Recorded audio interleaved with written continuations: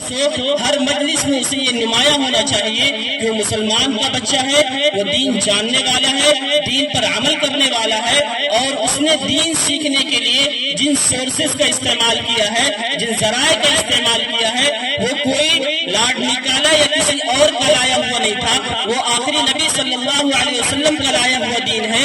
اسی لیے اس کا ایمان اتنا پختہ ہونا چاہیے کہ اگر کہیں ارتداد کی لہر آئے اس میں بھی وہ ڈٹا رہے، کہیں فتنہ پردازیوں کی لہر آئے اس میں بھی وہ ڈٹا رہے، کہیں برائیوں کی لہر آئے اس میں بھی وہ ڈٹا رہے، کہیں سیاست کی لہر آئے اس میں بھی وہ ڈٹا رہے۔ گویا کہ انسانی زندگی کی جتنی لہریں ہو سکتی ہیں جو انسان کو برباد کر سکتی ہیں، جو انسان کے ایمان کو برباد کر سکتی ہیں، ان تمام لہروں میں وہ ڈٹا رہے۔ اتنا پختہ اس کا ایمان اور اتنا پختہ اس کی تعلیم ہونی ضروری ہے۔ اب اس کے لیے شرائط کیا ہے؟ اس کے لیے سب سے بنیادی شرط یہ ہے کہ معلم کیسا ہو۔ اگر معلم کا انتخاب صحیح ہو جائے تو پھر جس چیز سے یا جن اداروں سے دین حاصل کیا جا رہا ہے، معلم کا انتخاب اور ادارے کا انتخاب اگر مضبوط ہے تو تعلیم بھی مضبوط ہوگی۔ اسی لیے اکابر نے لکھا ہے کہ اگر اپنے آپ کو بنانا ہے تو کسی ایسے کا انتخاب کرو جو خود پہلے سے کسی بڑے سے بنا ہوا ہو۔ اسی لیے انتخاب تعلیم میں جہاں ہم دین اور دنیا کو ایک ساتھ معجون مرکب کر کے پیش کریں، وہاں ضروری ہے ایسے لوگوں کا ہونا جو دین بھی جانتے ہوں، دین کے اسباب بھی جانتے ہوں، اور دین میں کن کن باریکیوں کو زیر نظر رکھا گیا ہے، کن کن خطرناکیوں کو پیش کیا گیا ہے، اور جو ریڈ لائن رکھی گئی ہے دین میں اس کا جاننا بہت ضروری ہے۔ اس لیے کہ دین اور عصری علوم، آج کے زمانے کا عصری علوم بہت خطرناک ہے۔ میں آپ کے سامنے ایک چھوٹا سا قصہ رکھتا ہوں۔ گلوبل اکیڈمی یو پی میں ایک بہت بڑی اکیڈمی سمجھی جاتی ہے۔ اس کے نصاب میں ایک کتاب ہے انگلش کی، اور اس کے عام طور پہ طلبہ جو ہیں وہ مسلمان ہوتے ہیں، اور مسلمانوں کے علاقوں میں ہی اس اکیڈمی کا قیام ہوتا ہے، وہاں ان کے ادارے کھولے جاتے ہیں، انگلش کی بک وہاں پڑھائی جاتی ہے، اور اس بک میں بہت سی ایسی خرافات بیان کی جاتی ہیں جس سے عقائد مجروح ہوتے ہیں۔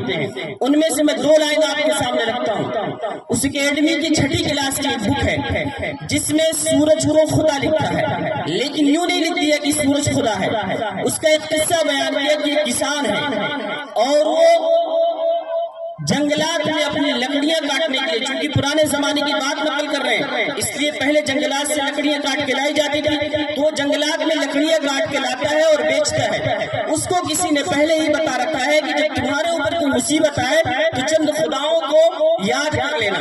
ان میں سے 3 خداؤں کا ذکر اس نے کیا ہے۔ اس کتاب میں لکھا ہے the sun is God, the moon is God, the air is God، یعنی سورج بھی خدا ہے، چاند بھی خدا ہے، اور ہوا بھی خدا ہے۔ لیکن اس میں یہ بتایا گیا کہ جب پانی کی طرف سے کوئی مصیبت آئے تو پھر آپ سیدھے سورج سے مدد مانگیں گے، اس لیے کہ پانی ٹھنڈا ہوتا ہے اور سورج گرم ہوتا ہے۔ جب وہ وہاں سے گزرا اور اس کی کلہاڑی ندی میں گرتی ہے تو اس کے ذہن میں فوراً یہ بات آتی ہے کہ the sun is God، سورج کیا ہے؟ خدا ہے۔ اور اس کو یہ بتایا گیا کہ when you are stuck in difficulties you may ask the moon and sun and air to help۔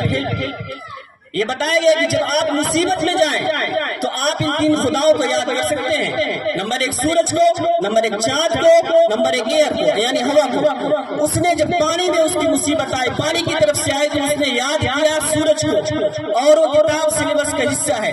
اب اگر معلم مضبوط ہے، اس کا عقیدہ مضبوط ہے، اس کی تعلیم مضبوط ہے، اور وہ توحید میں جمنے والا ہے تو پھر وہ بتائے گا کہ سورج خدا نہیں ہو سکتا، چاند خدا نہیں ہو سکتا، ہوا خدا نہیں ہو سکتی، یہ سارے کے سارے اللہ کی مخلوق ہیں۔ اگر ان میں کوئی طاقت دکھتی ہے تو یہ صرف اور صرف اللہ کی طرف سے دی ہوئی ہے۔ اس لیے معلمات کا اور معلمین کا توحید کے میدان میں بہت مضبوط ہونا ضروری ہے۔ اس لیے بہت مبارکباد کے مستحق ہیں وہ حضرات جنہوں نے اس ادارے کو قائم کیا، چونکہ ان حضرات کا تعلق براہ راست علماء کرام سے اور اکابر علماء سے ہے، اس لیے یہ امید ہے کہ یہاں سے پڑھنے والے بچے انشاءاللہ وہ کھیت تیار ہو کے نکلیں گے جو عقائد کے باب میں یا اسلام کے باب میں سختی کے ساتھ جمنے والے ہوں گے۔ دوسرا استقبال رمضان کا تعلق ہے۔ مولانا معراج صاحب نے ایک آیت پیش کی ہے لعلکم تتقون کا ایک ٹکڑا میں پیش کر کے ختم کر دیتا ہوں۔ حضرت نانوتوی علیہ الرحمہ کا ایک مناظرہ جو ہوا تھا، پنڈت دیانند سرسوتی نے ایک اعتراض کیا رمضان کے اوپر کہ اگر مسلمانوں میں ایک مہینے دن میں بھوکا رہنے سے کوئی اگر متقی بن سکتا ہے تو پھر کیا جو وہ لوگ جو پورے مہینے بھوکے رکھتے ہیں، پورے سال بھوکے رہتے ہیں، یا پوری زندگی اپنے آپ کو اللہ کے لیے وقف کر دیتے ہیں، یا خدا کے لیے وقف کر دیتے ہیں، یا بھگوان کے لیے وقف کر دیتے ہیں، کیا وہ لوگ نیک نہیں ہو سکتے؟ کیا وہ لوگ متقی اور پرہیزگار نہیں ہو سکتے؟ اسلام میں جو روزے کا کانسیپٹ ہے یہ صحیح نہیں ہے۔ حضرت نانوتوی علیہ الرحمہ لکھتے ہیں کہ اگر